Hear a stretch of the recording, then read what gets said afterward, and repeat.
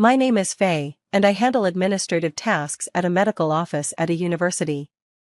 I married Stephen, thinking it would be the start of a new chapter. Little did I know, our marriage would be much shorter than I expected. At first, Stephen seemed like a kind, family-oriented, and decisive person. He worked as a manager at a home improvement store, and when he proposed, I saw him as a solid, reliable partner. I accepted, feeling confident about our future. After we tied the knot, Stephen, who had been living with his parents, moved into our apartment. Despite our busy schedules, we managed to sync our days off and started planning our honeymoon. I was genuinely excited about our future together. But soon, things started to change. Our apartment was just 2 years old and had 3 bedrooms. It wasn't luxurious, but it was affordable and comfortable. I took the leap and bought it, thinking it was the right choice for us. One day, Stephen mentioned that his mother and sister were planning to visit the next day. I felt a bit frustrated because he hadn't cleared it with me first. Though Stephen was off work, I had my professional obligations. His decisiveness often meant that my feelings got overlooked. When I raised my concern about being at work, Stephen casually said, "No worries. We'll just look around, and that'll be it." I agreed, thinking it would be a quick visit. But when I came home the next evening, I was met with a lively scene. The aroma of food filled the air, and in the living room, Stephen, his mother, and his sister were all happily preparing a meal. Confused, I asked, "What's going on?" My slightly tipsy mother-in-law greeted me cheerfully. "Faye, you're home. Finished with work? You've been busy." My sister-in-law grinned and added, "Wow, this house is incredible. It's not fair that you get to live here." Stephen joined in the conversation, and I realized I was the only one who didn't know what was happening. Trying to keep things calm, I asked, "I thought you were just coming for a house tour, but did you plan on having dinner too?" This wasn't what Stephen had told me, and I was growing more frustrated. Smiling, Stephen shrugged and said, "Well, my mom and sister said they had plenty of time, so we figured, why not have dinner?" It seemed like he was prioritizing their time over mine. While I didn't mind them visiting, I didn't want to feel uncomfortable in my own home. Stephen explained, "My dad's gone, and it's just the 2 of them. They need a change of scenery every now and then." His mother, in a carefree tone, added, "Stephen is such a great guy, Faye. You're lucky to have married him." I wanted to point out that I worked too, but I stayed silent. I tried to let it go. They had cooked the meal, after all, and I decided it wouldn't hurt to let them have a family dinner. But then my mother-in-law said something that shocked me. "This fridge is full of good meat. High-quality stuff. It's really delicious," she said, as if to imply they were helping themselves to our groceries. The snacks and alcohol they were enjoying were the ones we had bought. When I questioned her, she nonchalantly replied, "You have all this in the fridge, so why go to the store? It's such a hassle." She didn't seem to care at all. To top it off, she added, "I'm tired now, so if you want something to eat, Faye, you'll have to make it yourself." I was fuming inside but tried to keep my cool.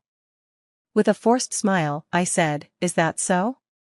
Well, I'll take care of my meal then," and retreated to my room.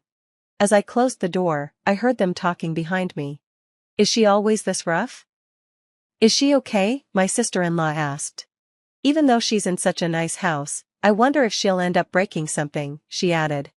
Stephen, without missing a beat, said, "I'll talk to her later. She's probably just tired from work." Afterward, they left without cleaning up. And to make matters worse, Stephen came to my room and lightly scolded me. "What's with all the frustration? It's not fair to criticize my family." Honestly, I couldn't take it anymore. They had done everything without asking, and then left without cleaning up. When I told Stephen how upset I was, he tried to calm me down. "Relax, it's a one-time thing. I'll handle the cleaning. Just take it easy." Although he tried to reassure me, I wasn't convinced.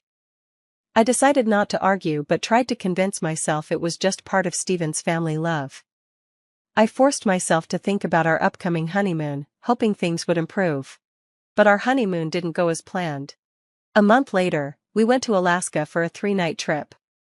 I had no issue with staying within the country, though I would have preferred something more extravagant. The hotel was decent, and we enjoyed the food, hot springs, and northern lights. It was a lovely trip overall. As we neared the end of our vacation, we discussed making future plans. But just as we were about to return home, I had a nagging thought. I couldn't remember if I had locked the bathroom window.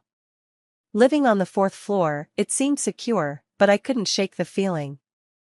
I brought it up to Stephen, and his response was, "Don't worry, my mom and sister are there." I was confused since I hadn't been told about this arrangement. Stephen explained, "Oh, didn't I mention? They said they'd clean up while we were gone. It's really helpful, they know how quickly dust builds up." I was stunned.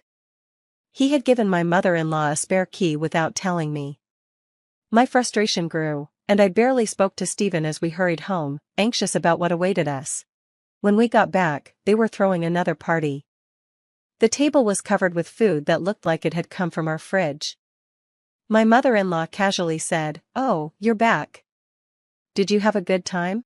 I couldn't even respond properly.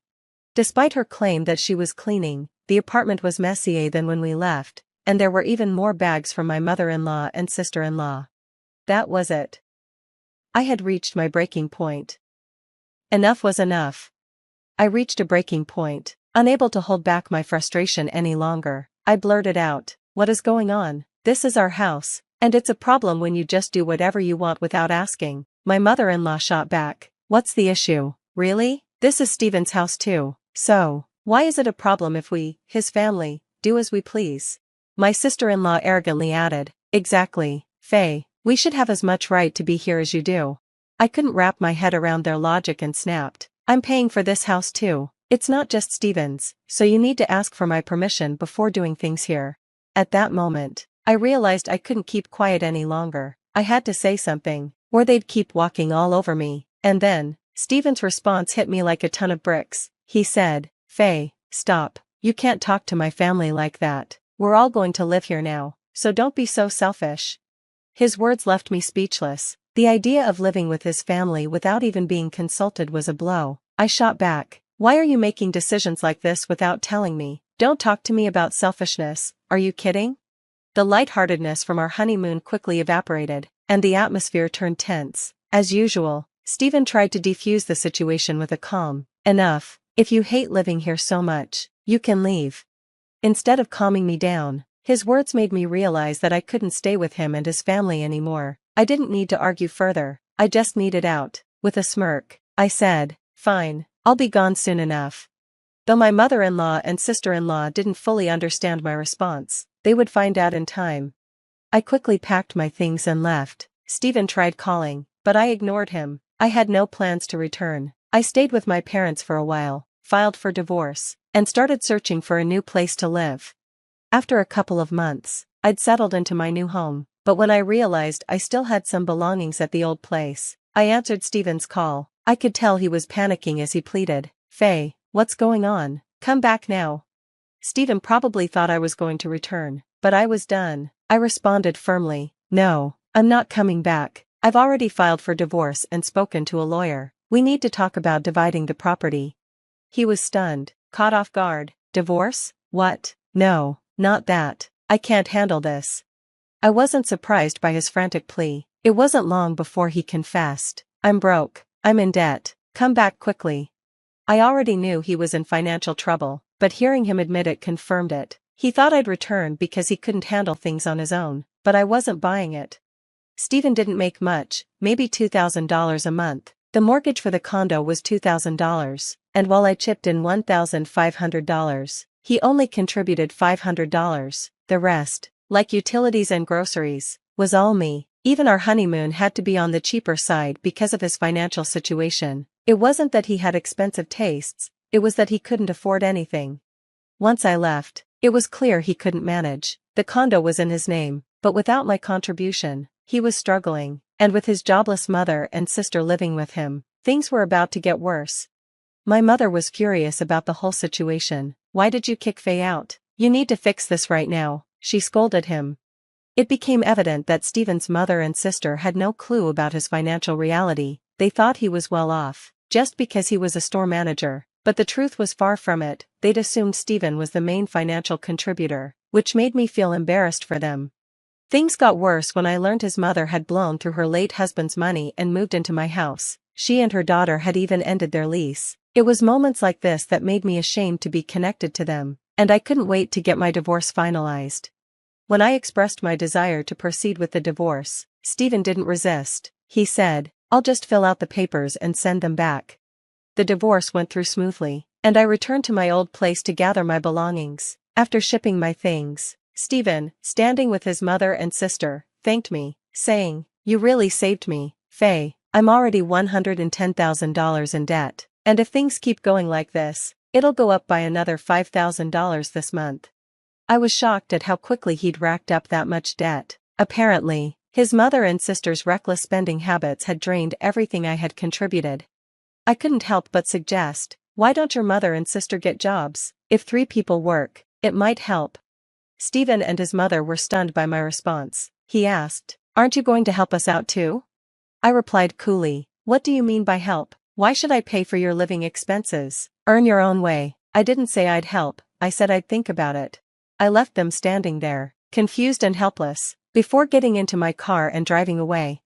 Eventually, Stephen's mother and sister reluctantly started looking for work, but their laziness kept them from getting very far. Meanwhile, the debts kept piling up, and their spending habits didn't change. Stephen's financial situation was dire. As for me, I finally had the freedom to use my money for myself. I indulged in hobbies, traveled, and felt more fulfilled than ever. One day, a doctor at work approached me and said, "You look great these days, Faye." That comment sparked a new chapter in my life, as we started dating, further enriching my day-to-day experiences. Thanks for watching, and I'll see you next time. Stay stunned.